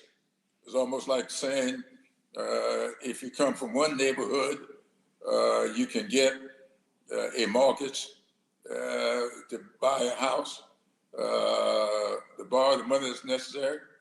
But if you come from another neighborhood, you can't. It would be called redlining. You know, I chaired the Community Reinvestment Act Committee of what used to be CNS, Citizens Southern National Bank, and CNS Sovereign, two of the predecessor banks to what is now Bank of America. So I know about redlining in our communities. Will redline in order to provide loans. I can see redlining can be used to determine political participation as well. And for anybody who says, oh, that won't happen, just look back at the history. Now, as you're aware, I wrote a book that was released last November talking about the first 8 African Americans that served in Congress from South Carolina before me. I'm the 9th, but there are 95 years between number 8 and number 9. How did that happen? That happened because the Supreme Court, starting with the slaughterhouse cases and coming right on down through history all the way up to Plessy versus Ferguson. What did that case stand for? Yes, under the Constitution, you've got rights. 13th Amendment freed you from slavery. 14th Amendment gave you equal protection to the laws. And the 15th Amendment gave you the right to vote. But the Supreme Court decided, yes, you can be separate and still be equal. Would that be like having on one side of the track or the other side of the track? Would the track separate you, but you equal on either side? That's the kind of reasoning the Supreme Court is now making. And in 1954, if you read Brown v. Board of Education, the Supreme Court held, as Briggs v. Elliott did in his 1948 decision, that segregation, separate but equal, is inherently unequal. Inherently unequal. So when you have these combination of things, you can see that this Supreme Court is, and I've been saying this, I think that Justice Roberts, history will treat him the same way it's treated Roger Taney, who was the Chief Justice of the Supreme Court that issued the opinion in Dred Scott. I know he didn't write the opinion, so for those people who say, well, Tanner was just the Chief Justice, but he didn't write the opinion. Well, or he wrote the opinion, but this Chief Justice did not write the opinion in collect. He's still the Chief Justice of the Supreme Court, and he assigns which judge will write the opinion. So don't tell me he didn't write it because he just the person he assigned, in this case, Alito, wrote it. Well, same thing. Well, you made that point about, in terms of them, speaking of black voters, how race cannot be used. But clearly, it's okay for white folks. I mean, what they are saying is, hey, we got no problem if you have 65, 70, 75% white districts. And then this whole notion that, that we have to protect the interests of white voters when they've never lacked representation. Yeah, you know, that's so interesting because the congressional district that they had drawn me into, which was 45% black, that congressional district is now 75% white. But South Carolina itself is not 75% white. So it's okay for a district to be 75% white, but not okay for the district to be 45% black. That's how this works. And those are not dumb people on the Supreme Court. Man, I knew Clarence Thomas before he became a justice on the Supreme Court.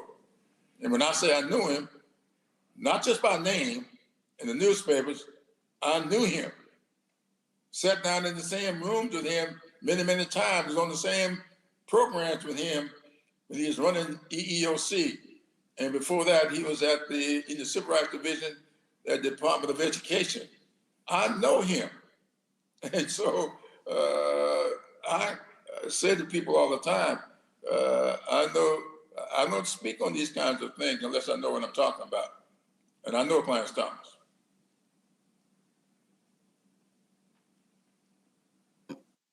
One of the things that I have been saying, and I was in Montgomery on Saturday, we broadcast that National Day of Action that's going to kick off Freedom Summer as well as Freedom Fall 2026, is that the response from African Americans has to be a massive turnout akin to what we saw after the 1965 Voting Rights Act, that we cannot continue to have black turnout of 48, 52, 55, 57, 60%. We saw, and Chief Justice Roberts of the Extreme Court often cites, even Samuel Alito cites the black turnout in the election of Obama in 2008, 2012. And what I keep saying to black folks is our minimum number has to be 70% of eligible black voters. We have to have that type of massive turnout to beat back this anti-black agenda that Republicans represent on the state level as well as on the national level. Well, I agree with you there, except that the question I have, what's wrong with that 30%? I shall never forget when Washington, the first African-American mayor of Chicago, Harold Washington. I remember in that election, there was a precinct in Chicago. I mean, the black community was so up for getting rid of the daily machine and the prospect of electing an African-American mayor. They got so up in one particular precinct. By 3 o'clock in the afternoon, 100% of the people, everybody that was registered in that precinct had voted. Nobody was left to vote. And this is a true story. Now, I wasn't there, but I read it. And, in fact, in the election of Harold Washington, the black voter turnout total was 85% of all eligible voters. You're making my point. In this particular precinct, the precinct workers said, wait a minute, everybody has voted. They called down to the headquarters and said, can we go home? They said, no, you got to stay there because the law says the polling place must be open until a certain hour in the afternoon, so you got to keep it open. So they sat there, twiddled their thumbs until that hour arrived. The point I'm making is here, 30% to me not voting is still too many people not voting. Why should you take a pass? And let me tell you the impact of that. I think you're so like you are in most cases, because I can remember one decision you made which will haunt you for the rest of your life. But don't hate, don't start. Don't start a little youth group you in. Don't start. Okay, I know, but you get this right often, and you're right on the money here. The fact of the matter is, if you remember in 1994, when Newt Gingrich took over, became Speaker of the House, his contract on America, he unceremoniously kicked out of the speakership because he made a statement that I would never forget. And the black voters all over this country made him pay for that statement. I don't think most black people realize how and why Newt Gingrich got kicked out of the speakership. They can dress it up any way they want to. But when Newt Gingrich started making decisions like this White House is making, and when people called him on it, Newt Gingrich said something I want to remind the people today. He said, it's okay because our people will vote and their people won't. They will not turn out to vote. That's what he said. And when we turn out to vote and they lost votes in the House of Representatives, rather than pick them up in that off-year election, the leadership of the Republican Party kicked Newt Gingrich out of the speakership. Go back and look at it. That's what happened. And the same thing could happen in this off-year election if that 30% you're giving an excuse to, they turn out to. Well, I continue to say that today's Republican Party is an existential threat to Black America. And I make it clear, I've never self-identified as a Republican, as a Democrat, as an independent. I'm Black. And my deal is, when I look at the issues, when I look at who wants to freeze Black people out of contracts, who wants to cut access to food? Who wants to cut access to Pell Grants? Who are making cuts to HBCUs? Who are attacking civil rights and voting rights? Look, it's very clear. Now, while that's being said, Democrats also had some work to do because there were too many Democrats who were complacent when we were talking about the John Lewis Voting Rights Act. Too many people said, "Hey, don't pressure Biden, don't pressure Manchin, don't pressure the Sinema," and folks did not go hardcore. And so this is about us demanding what should happen to our agenda. But absolutely, when I look at Project 2025, there's absolutely nothing in that report that is positive for Black people. And so Black folks had better wake up. And main thing is this here. And I say this here. And there have been people that I forgot there's some white woman who they're touting who should leave the DNC. She's all about, I forgot her name. She's all about getting rid of folks like you and others saying y'all are too old. And I went after her on social media. And what I've said is, okay, 18, 39-year-olds, millennials, Gen Z, there are more of you than baby boomers and Gen X.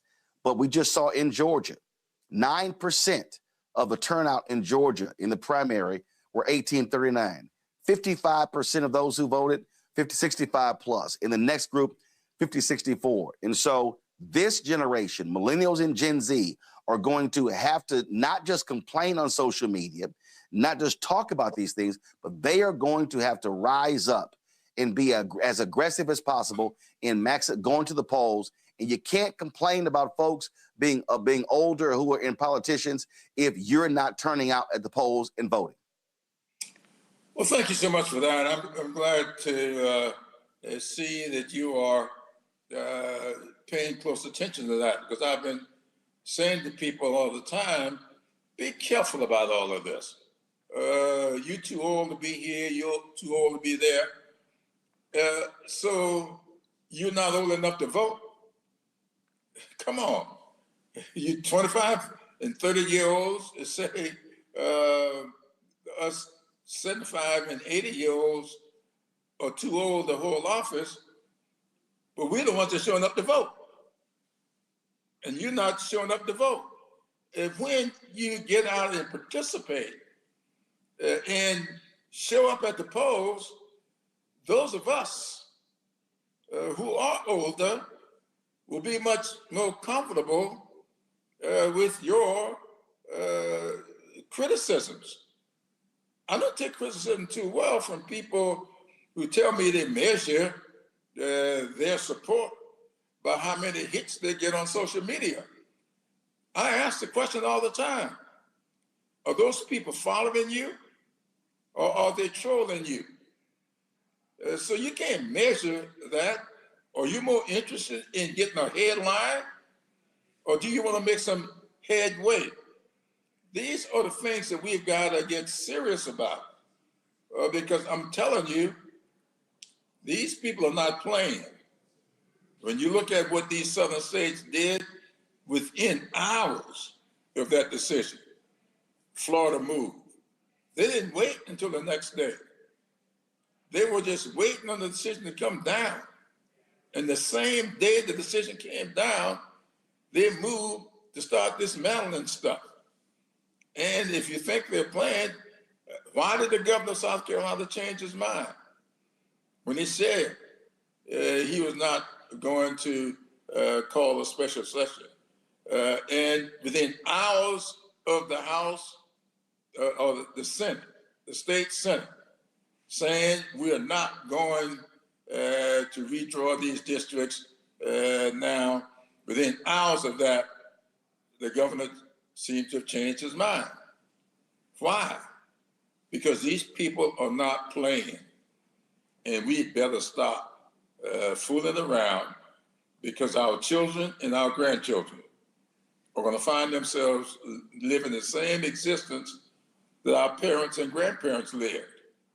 And if you think that's not possible, why is there 95 years between number 8 in South Carolina and yours truly number 9? Because the Supreme Court was not fooling around. and we were not allowed to participate back then. Now, you know, I always said that history has a way of repeating itself, but I also followed up by saying the results do not have to be the same. And so we are repeating the history that took place after the Civil War, after Reconstruction. Are we going to sit around and let the results be the same? Or are we going to use the benefit of that education our parents and grandparents toiled so mightily to allow us to get?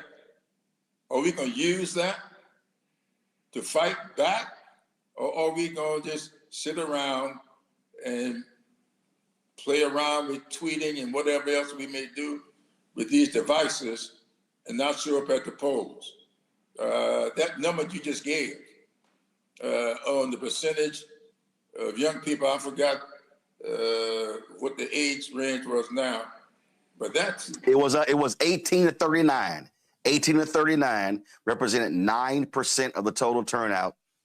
And when you look at any exit poll in this country, it's going to look the exact same way. And that is the people that vote the most are 65 plus. The second group, 50 to 64. The next group, 40 to 49. And the lowest group is the largest group. The lowest voting turnout group is the largest group by demographic. That's 18 to 39, and that's millennials and Gen Z. In Gen Alpha, they're born in 2010. Their first election is going to be 2028, and hopefully we see them turn out in numbers. But what I keep saying, that generation is going to have to accept the mantle and the call to step up. I see these people saying, oh, y'all shouldn't be asking players not to go to SEC schools. I got to remind them that civil rights workers were also 18 and 19 and 20. Many of them dropped out of college. A lot of them were kicked out of college because they chose to join the movement. So this idea that you're too young to get involved, I can't accept when that's why we had a Black freedom movement. Well, you're exactly right about that. John Lewis and I met as 19-year-old college students. He was down there in Nashville. I was in Orangeburg, South Carolina. We met on the campus of Morehouse College in October 1960. Both of us were 19 years old. And I had already spent some time in jail when I got there. And so that's why I just, I listen and I do what I can. I couldn't get down to Selma on last Saturday. I explained to the people who were hosting it that I had my fellowship that I've been doing for 11 years now. 40 to 50 young people that meet quarterly in South Carolina, teaching them about South Carolina politics, about South Carolina's history, and I meet with them quarterly, and last Saturday was my meeting date with them. And so that's why I didn't show up down in Selma and Montgomery. That's what we've got to do. We've got to recognize that young people change things in the 60s. And young people can change things now, but you aren't going to do it if you only vote 9%, 18 to 39, only 9% of the vote, or there are 9% of them voted. I don't know what that is, but that's the stuff of which apartheid is made. Absolutely. And at the Civil Rights Museum in Memphis, there's a sign that says, I never forget it. It says, all I want for my 18th birthday is a voter registration card. That has to be the mentality of this generation. Congressman Clyburn, we appreciate it. Thanks a lot. Thank you so much for having me. All right, folks, time for Black Star Network headlines with Brittany Noble. The Trump administration is losing another member Tulsi Gabbard told President Donald Trump of her decision to resign from her role as Director of National Intelligence during an Oval Office meeting today. Gabbard says she's stepping away from the administration to support her husband, Abraham Williams, who's battling what she described as an extremely rare form of bone cancer. Her departure is the fourth by a cabinet during Trump's second term. There have been rumblings that Gabbard would split with Trump after the president decided to strike Iran. Gabbard, a veteran and a former Democratic congresswoman from Hawaii, is known for her opposition to foreign wars. This stance has put her in a difficult position, particularly since the U.S. joined Israel in launching attacks on Iran February 28th. Her final day in the position is expected to be June 30th. And a 7-year-old Black girl has died after police reported that she was tortured to death by 3 generations of white women in a Long Island home. The Suffolk County District Attorney's Office indicted 50-year-old Emily Kelly, her 75-year-old mother, Barbara Renner, and her 24-year-old daughter, Alyssa Seymour, with the death of Jordan Duncan. According to reports, Jordan was placed in the care of her father's fiance in December of 2024. The fiance gained full custody and guardianship in April of 2025. While the father was incarcerated, police say that Jordan was terrorized by all 3 women in the home between January and June of 2025, during which time she missed 40 days of school. In late December of 2025, Kelly called 911 to report that Jordan was in cardiac arrest. When the paramedics arrived, the child was unconscious, and she later died at the hospital.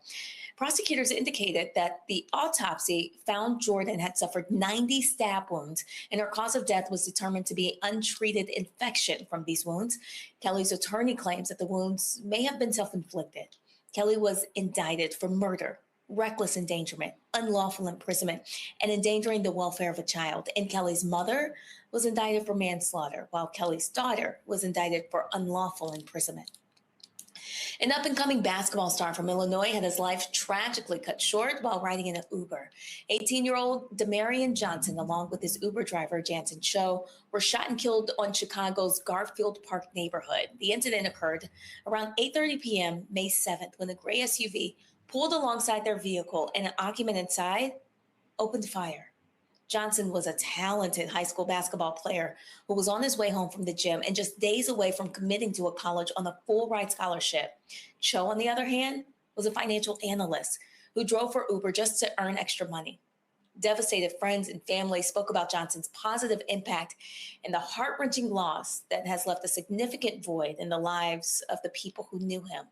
According to the Chicago Police Department, exclusive surveillance footage captured the drive-through shooting. And although a person of interest was questioned, they were released without charges. No arrest has been made, and police are offering a reward for information that leads to an arrest in this case. A federal appeals court has dismissed a lawsuit filed by a former Colorado corrections officer who claimed that mandatory workplace diversity training created a hostile work environment for white employees.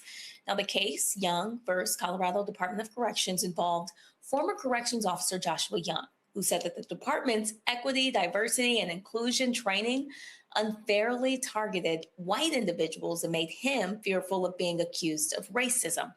Young claimed that the training included discussions on topics such as white supremacy, cultural appropriation, and racial power dynamics, which he believed discriminated against white employees. He also contended that the mandatory training caused him to hesitate in carrying out certain job responsibilities, including interactions with incarcerated individuals and prison visitors. However, the 10th Circuit Court of Appeals upheld the lower court's dismissal of the case, concluding that a single workplace training program does not meet the high legal standard required to establish a hostile work environment under federal law. George Clinton, the legendary performer and founder of the Parliament Funkadelic, is suing Universal Music Group, accusing the company of withholding more than $1 million in unpaid royalties. The lawsuit claims UMG has frozen payment of Clinton's royalties for more than 3 years over a separate legal dispute tied to the estate of former Parliament keyboardist Bernie Worrell. Worrell's estate had claimed that Clinton had not properly paid him, the keyboardist, for some of their collaborations. But in the new court filings, Clinton says that UMG has frozen royalty payments for projects unconnected to the collaborations with Worrell. According to the court filings, Clinton is owed nearly $1 million in Parliament royalties, plus additional money connected to other projects, including work with the Red Hot Chili Peppers. Clinton is seeking damages, release of the royalties, and a full accounting from UMG. All right, folks, don't forget to check out The Breakdown, Brittany Noble, every day, noon Eastern, right here on the Black Star Network. Again, The Breakdown, Brittany Noble, every day, noon Eastern on the Black Star Network. All right, folks, some sad news. Rapper Rob Bass has died at the age of 59. He'd been battling cancer. Of course, he is known for his song, It Takes Two, as well as Joy and Pain. Of course, one of the legends in the game. And so many people have been sharing their thoughts and memories with regards to Rob Bass, again, passing away at the age of 59 years old due to cancer. Also, last week, basketball star Jason Collins, who became the first NBA player, active NBA player to come out as gay, he passed away. He had a brain tumor. Jason Collins spent a number of years in the NBA, and he, of course, played for several different teams.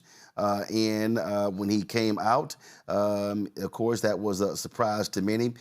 He died of, again, this brain tumor, Jason Collins. He was 47 years old, 47 years old. So condolences to Jason Collins as well. All right, folks. That is it for us. My interview with Representative James Talarico, we're going to run that on Tuesday's show. We don't have a show on Monday. It's Memorial Day. So we look forward to having that show on Tuesday. And we'll also, on Tuesday, we're paying tribute to a civil rights leader who has passed away. Once the family goes public with that, I'm already aware of it, but we're going to have a special tribute to him on Tuesday once we can make that publicly known. So I got the word about an hour ago. All right, folks, that is it for us. Several different things. If you want to support the work that we do, join our Bring the Funk fan club. You know how to reach us. If you want to contribute via Cash App, use the Stripe QR code. You see it right here. Cash App, credit cards as well. Check some money order. Make it payable to Roland Martin Unfiltered, P.O. Box 57196, Washington, D.C. 20037-0196. PayPal, R. Martin Unfiltered. Venmo, RM Unfiltered. Zelle, Roland at RolandSMartin.com. Roland at RolandMartinUnfiltered.com. Download the Black Star Network app, Apple phone, Android phone, Apple TV, Android TV, Roku, Amazon Fire TV, Xbox One, Samsung Smart TV.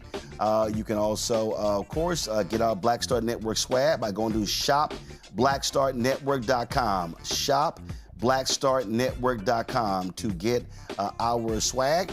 If you want to support the Black-owned businesses, every product that you see here in the studio, every single product that you see here, there's a Black-owned company, and those products are available on our website. Again, shopblackstarnetwork.com. When you support those Black-owned businesses, then you support this show. So, you can support that. So go to our marketplace. Don't forget, download the app. Fan base, follow me at Roland S. Martin. And don't forget, we got a number of shows on this network you want to support. Every single day, The Breakdown with Brittany Noble right here on Roland Martin Unfiltered. So you got that. Then, of course, you also have, every Tuesday, Balanced Living with Reverend Dr. Jackie Hood Martin. Check that show out. Then, let's see, Other Side of Change. We got that show that drops on the network. That drops every Monday. Then, of course, we got the show with my man, Dr. Greg Carr. That show, The Black Table, drops every Friday. You also have, of course, Roland's Book Club. That drops every Friday as well. And I am headed to Houston this weekend. We got every Thursday. We got Second Opinion with Dr. Ebony Jade Hilton. That's our new health show. You can check that show out right here on the Black Star Network as well every Thursday. And so if you miss any of those shows, do me a favor. Go to our Black Star Network. Go to Roland Martin YouTube channel. That's first and foremost. Or you can, of course, go to our Black Star Network app. And so we look forward to that. And So there you go. So get all of that. Hey, don't forget, do me a favor this weekend. Remember our veterans. It is Memorial Day. That's taking place on Monday. A lot of our folks, of course, paid the ultimate sacrifice for this country. And so that's taking place. I'm going to be in Houston this weekend, headed to H-Town. The last of my nieces and nephews graduates from high school. That's right. My nephew, Christopher, my brother's son, my little man, he is graduating from high school on Sunday. So I will be in H-Town. That was a shot when we were at the Houston, Texas game on the sideline. And so looking forward to celebrating his graduation that's taking place on Sunday. So this is probably my second favorite photo of Chris. This is probably my favorite one. I had this, y'all know I got all these old funny little hats. And so I had this court gesture Houston Texans hat. And Chris decided he wanted to take my hat, so I had to buy a second one. And so we were traveling to the game, and we were in the back seat, and he was in the back seat, and I took this photo of my little man. So he turns 18 years old, first of all, and graduation's on Sunday. So looking forward to it. All right, y'all, that's it for us. I will see y'all Tuesday right here, Roland Martin Unfiltered on the Black Star Network, as we do every Friday. We show you all the names of the people who donated to our show. And we appreciate more than 47,000 people that contribute to our show. And so we appreciate all that they have done. And don't forget, those of you who are looking to save on Medicaid, do me a favor, call the folks at Chapter. Call the folks at Chapter at 724-264-8281, 724-264-8281. Again, the number is 724-264-8281. That's it. I'll see y'all on Tuesday. Holla!